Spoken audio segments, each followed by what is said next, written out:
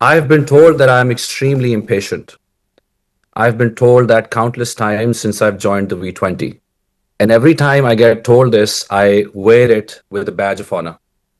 It also reminds me of when the first assassination attempt was made on Bobby Kennedy back in the day.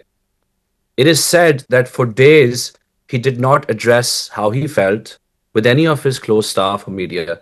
But then, out of the blue, during an interview I saw, and I paraphrase, he said, I believe we all have one time around on this earth, and I don't know what's going to be in existence 6 months from now or the next year.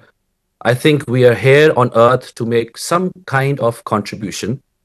So, yes, I am impatient, and I hope that everybody is impatient. Excellencies, governors, distinguished participants, good afternoon and assalamu alaikum from Samarkand, Uzbekistan. I wish I could be there with you in person today, but I'm attending the ADB annual meetings being hosted by Uzbekistan. It is my extreme pleasure to be part of Breathe Pakistan conference. We are proud principal partners of this conference and look forward to a strong partnership between CVF V20 and 4.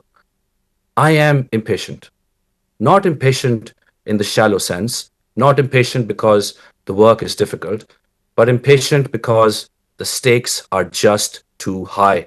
The window is too narrow, and the people most affected by this crisis have already waited too long. The CVF and V20 group of finance ministers is the voice of countries living on the front lines of climate crisis. It brings together 74 nations representing 1.7 billion people. And I'm proud to say that V22, like me, is an organization that is very impatient. A few weeks ago, V20 finance ministers met in Washington at the IMF World Bank Spring meetings and highlighted a simple reality that we are operating in an era of planetary instability, where geopolitical turbulence, economic fragmentation, and climate risks are reinforcing each other. Together, they identified four structural gaps. The first one is scales. Let me give you an example.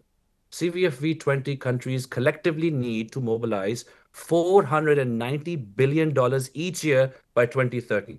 And currently, we barely touch 90. So a five-fold increase is needed there. The second is cost. V20 economies face a 1.2% higher cost of debt than advanced economies, generating roughly $62 billion a year in excess interest payments. Think about that for a second. $62 billion a year, money that could be building flood protection, money that could be building financing clean energy, gone in interest payments. And the third is coordination, with MDBs, vertical funds, and private investors still operating in silos. For example, let me give you an example. GCF's direct access is still limited. V20 country only has 46 national entities accredited for 30 countries. So the problem is not that there is too little finance, it is that the finance we do have is fragmented, too slow, and too difficult to access. And the fourth is fiscal space. And I think the speakers before me have talked a lot about fiscal space. But, Excellencies, when you stack these four gaps side by side, what you see is an international financial architecture charging the most vulnerable a premium to carry a burden they did not create. This is not partnership. This is paralysis. This is exactly why we need to go beyond waiting for free money, which does not exist. This is why frameworks like Climate Prosperity Plan matter. A CPP is dynamic in nature. It is a multi-phase, low-carbon national investment strategies that the finance minister was speaking about that turns climate risks into bankable opportunities. And happy to share that the government of Pakistan has launched its CPP and is now actively working on delivery. A big thanks to the Ministry of Finance and to the Ministry of Climate and Change for their leadership and partnership. But let me be candid here. We are expert at making plans. Our plans are beautiful, they're elegant, they're comprehensive, they're carefully designed. But too many plans in too many countries have ended up collecting dust. Pakistan Climate Prosperity Plan must not collect dust. It must collect checks. It must mobilize capital. It must crowd in investment. and it must deliver. This is why country platforms, or what we call the delivery units, come in. A country platform is a whole of government and whole of society delivery system that connects policy, finance, and implementation. Country ownership is critical. There is no delivery without ownership. I also want to talk about a major initiative that the V20 is working on in the climate finance space. And I would like to draw your attention to the Vulnerability to Viability Compact. This compact is a strategic partnership between the V20 and the OPEC Fund and many other DFIs that is set to launch in June 2026. The compact is built around 4 main pillars that I spoke about earlier. The compact will scale consistionality. It will mobilize capital into water, health, education, and resilience programs. It will work to promote country ownership, and it will advance the shock responsive debt instruments that our countries need. This is the architecture we're trying to build.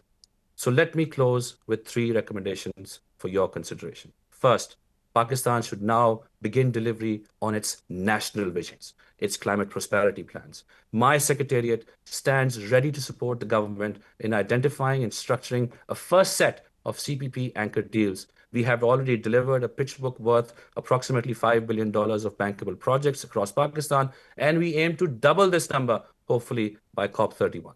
We look forward to working with the private sector on this as well.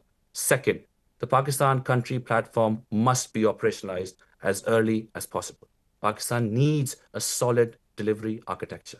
Let the rest of this decade be about implementation. And third, we need external and internal resource mobilization. And we need concessional capital on terms our economy can handle. And when I say concessionality, I mean interest rates below the medium-term growth rate of the country.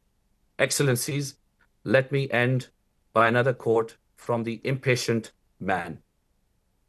Some men see things as they are and ask why.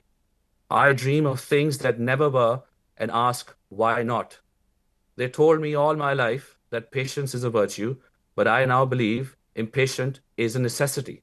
So let us be impatient together. Thank you, Dawn, for partnering with us and getting us here today. Thank you, Nazafareen, Segal Saiba, Shakil Saab, Sabine, Kiran. Now let's transform talk shows into investor sessions and let's get to work. Thank you, and I look forward to the panel discussion.